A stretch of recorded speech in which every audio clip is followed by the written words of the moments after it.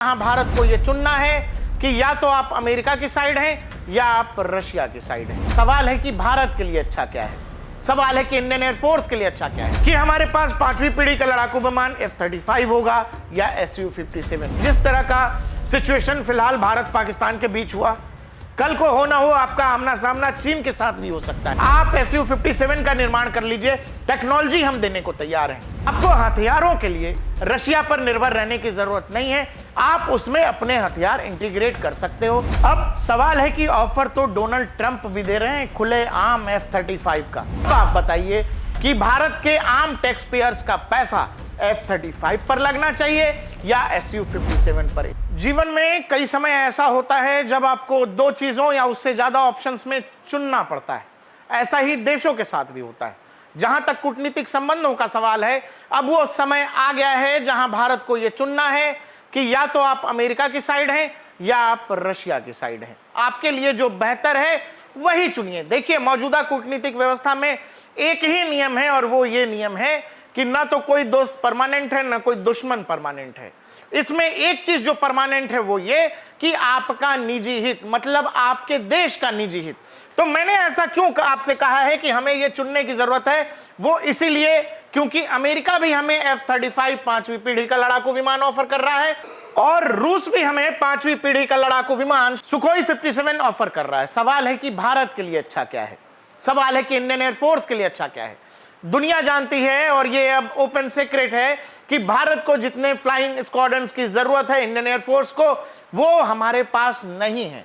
हमें दोनों ही मोर्चों पर लड़ने के लिए, यानी अगर आप चीन और पाकिस्तान की बात करें, दोनों ही मोर्चों पर लड़ने के लिए कम से कम आपके पास 42 स्क्वाड्रन्स होने चाहिए, जो कि तय मानक हैं। लेकिन हमारे पास जो इंडियन एयरफोर्स अभी ऑपरेट कर रही है वो केवल 31 स्क्वाड्रन्स हैं, यानी काफी फ्लाइट्स की संख्या, फाइटर जेट्स की संख्या कम है। ऐसे में यह बेहद क्रिटिकल है कि जब हम हमारी एमका की तरफ बढ़ रहे हैं, 5वीं पीढ़ी लड़ाकू विमानों के निर्माण की तरफ बढ़ रहे हैं, अभी हम तेजस MK1 के प्रोडक्शन लाइन को ही सही नहीं कर पाए हैं।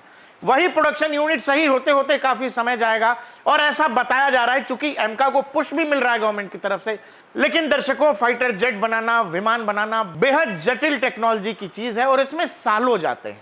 और ऐसे में जब आप ये सोच रहे हैं कि 5वीं पीढ़ी के लड़ाकू विमान में आपने पैसा डाला, तो ऐसा नहीं है कि साल भर के बाद आपके पास फ्लाइंग फ्लीट तैयार होगी, नहीं है। वो 5वीं पीढ़ी का लड़ाकू विमान जिसको हम एमका कहते हैं वो 2035 तक तैयार होगा। लेकिन क्या हम इसके लिए तैयार हैं?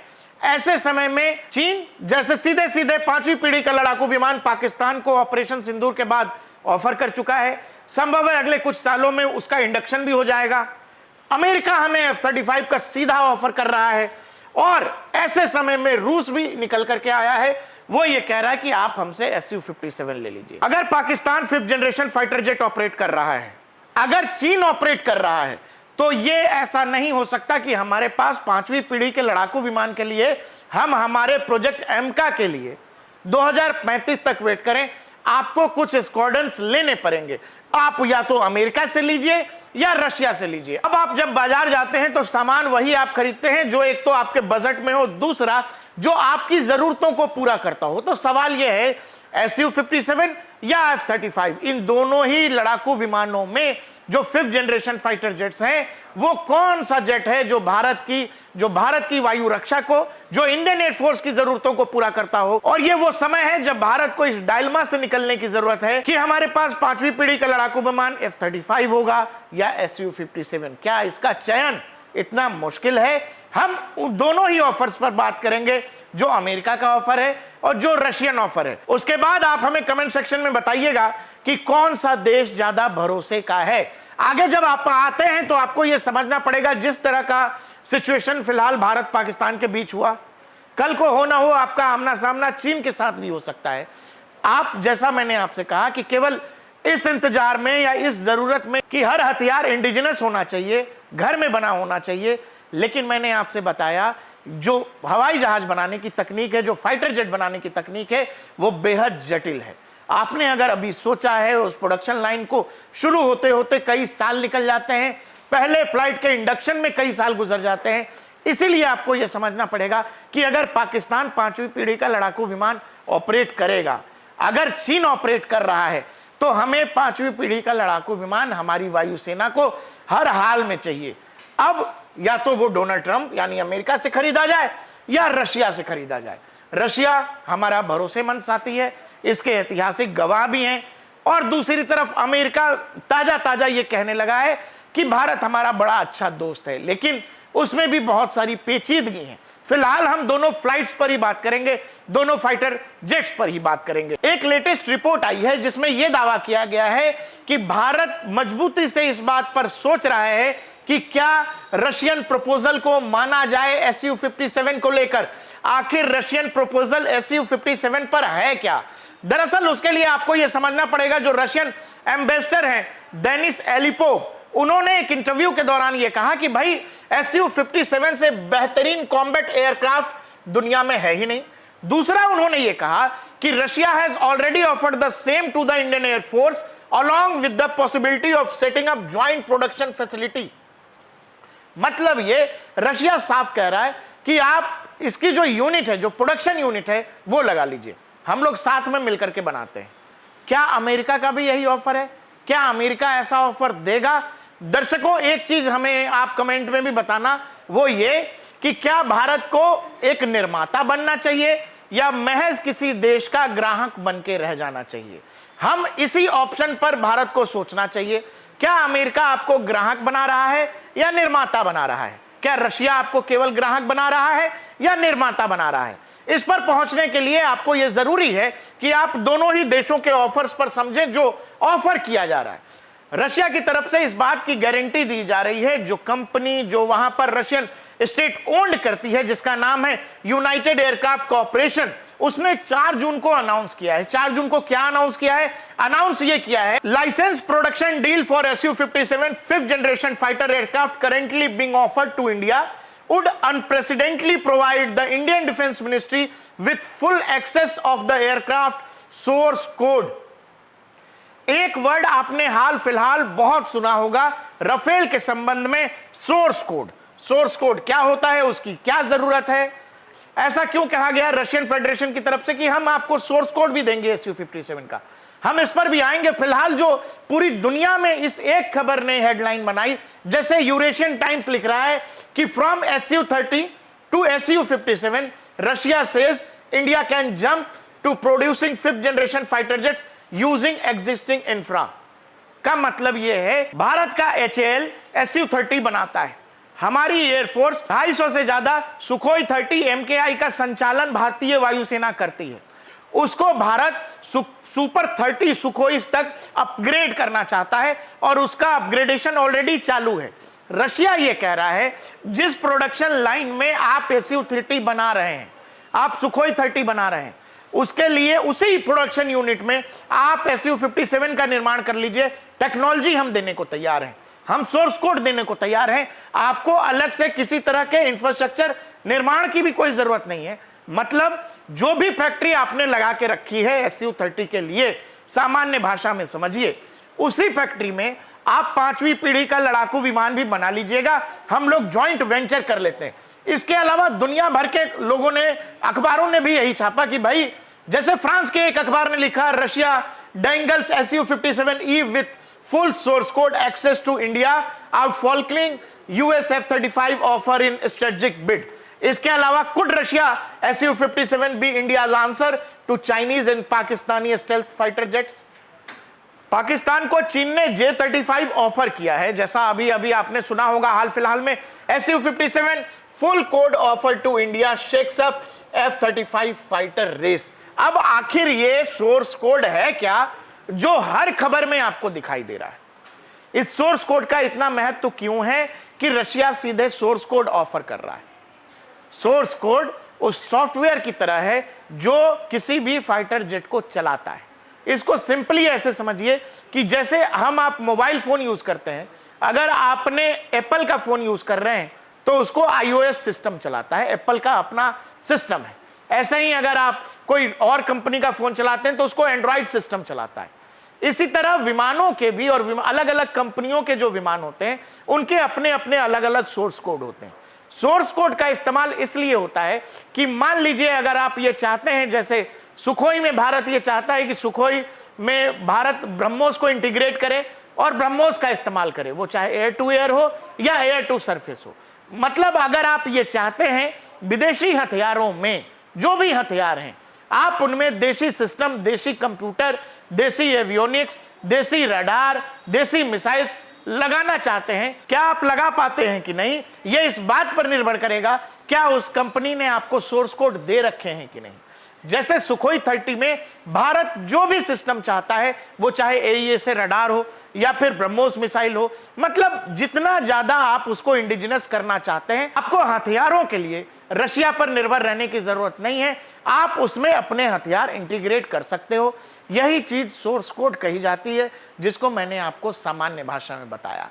अभी हाल फिलहाल जब ऑपरेशन सिंदूर के दौरान जब बहुत चर्चा राफेल की हो रही थी, तो एक खबर यह आई कि भारतीय वायुसेना ने डसॉल्ट कंपनी जो राफेल का निर्माण करती है उससे सोर्स कोड मांगे। इस पर फ्रांस ने मना कर दिया था और यहीं पर भारतीय वायुसेना का दिमाग खराब हो गया कि भाई हमने इतने महंगे फाइटर जेट्स आपसे खरीदे हैं और अगर हम उसमें चाहते हैं कि भारत उसमें अपने वेपन सिस्टम, अपने एवियोनिक्स या रडार्स का इस्तेमाल कर सके, अपनी जरूरतों के हिसाब से कर सके, तो वो नहीं करने दिया जा रहा। मतलब आप वहां पर केवल ग्राहक हैं, आपकी जरूरतों का ख्याल नहीं रखा जा रहा है। सामने वाली कंपनी या देश आपको इसी बात के लिए हमेशा ये रखना चाहती है कि भाई आपको जब भी मिसाइल की जरूरत होगी राफेल में, आप स्कैल्प ही खरीदिए। इसीलिए जरूरी है कि जब दुनिया के देश अगर आफत में ब्लैकमेल करने लगे कि अगर फ्रांस कह दे कि उसके पास स्कैल्प मिसाइलों का स्टॉक नहीं है, तो अगर वो सोर्स कोड होंगे तो भारत राफेल में भी ब्रह्मोस इंटीग्रेट कर सकता है। इसीलिए सोर्स कोड की चर्चा आपने जगह जगह सुनी है। रशिया एक और ऑफर कर रहा है, कह रहा है कि हम उसको सुपर 30 कॉन्फ़िगरेशन कर देंगे। का मतलब यह है जिस तरह से आप सुखोई 30 MKI को अपग्रेड करके वो सुखोई 35 तक लेकर के जा रहे हैं, जो रशिया कंडक्ट करता है, चलाता है सुखोई 35, उस लेवल तक भारत के सुखोई 30 अपग्रेड हो जाएंगे। वैसे ही वही कह रहा है कि हम सुपर 30 प्रोजेक्ट के तहत आपको प्रोडक्शन लाइन देंगे, फैसिलिटी देंगे, सेम इंफ्रा में जहां पर आप अभी सुखोई का मेंटेनेंस या निर्माण कर रहे हैं, उसी से हम लोग सुखोई 57 का निर्माण करेंगे। यह रशिया का ऑफर मैंने आपको सामान्य भाषा में समझाया है। अब सवाल है कि ऑफर तो डोनाल्ड ट्रंप भी दे रहे हैं खुले आम F-35 का।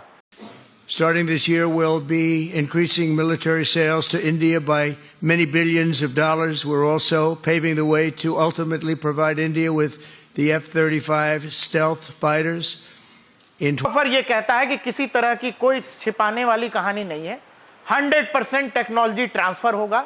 अपने यहां बनाइए, अपनी जरूरत के हिसाब से बनाइए, अपने वेपन के हिसाब से बनाइए और वो सब इंटीग्रेट करिए।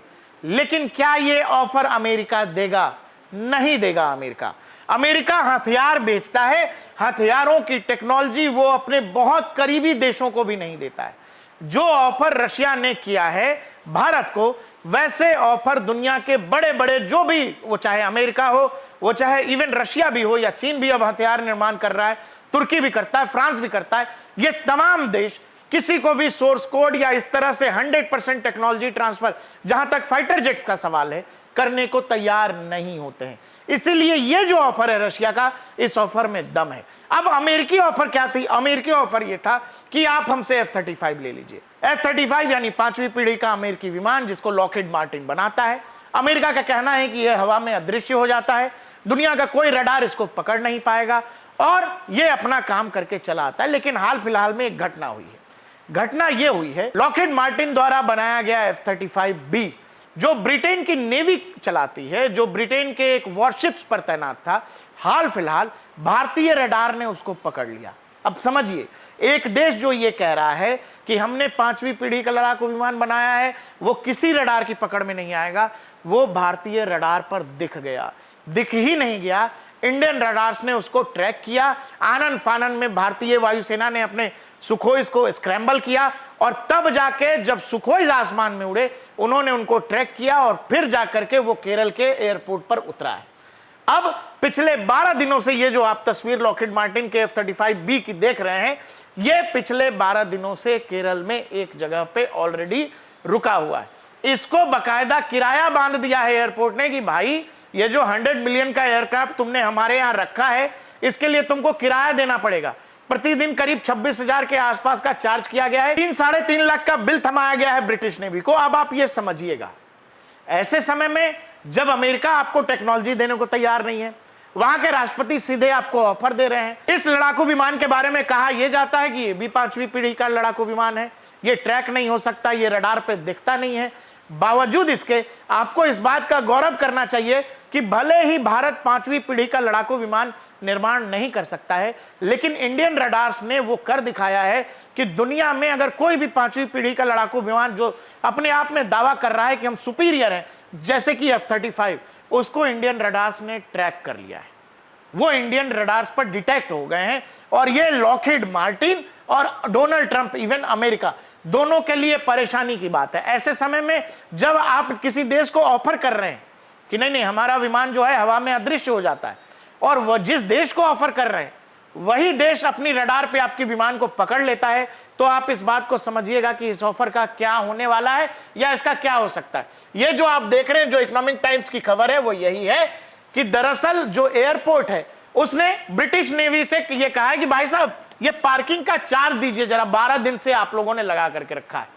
5वीं पीढ़ी के कुछ लड़ाकू विमान, वो चाहे F-35 हो, F-22 रैप्टर हो, Su-57 जो रशिया जो हमें ऑफर कर रहा है, इसके अलावा चीन के पास भी 2 फाइटर जेट्स हैं। तो दुनिया ने देखा है वो J-20, दूसरा J-35 जो वो ऑफर कर रहा है पाकिस्तान को। अगर आप इनकी कैपेबिलिटीज पर बात करेंगे, अलग अलग जो दोनों ही एयरक्राफ्ट हैं, अगर हम केवल F-35 और Su-57 की बात करें, जैसे विंग स्पैन है Su-57 का 14 मीटर का है, दूसरी तरफ अगर विंग स्पैन की बात करें F-35 का तो वो करीब 10 मीटर का है। इसके अलावा लेंथ की बात करें Su-57 20 मीटर, इसकी लेंथ की बात करें F-35 15 मीटर।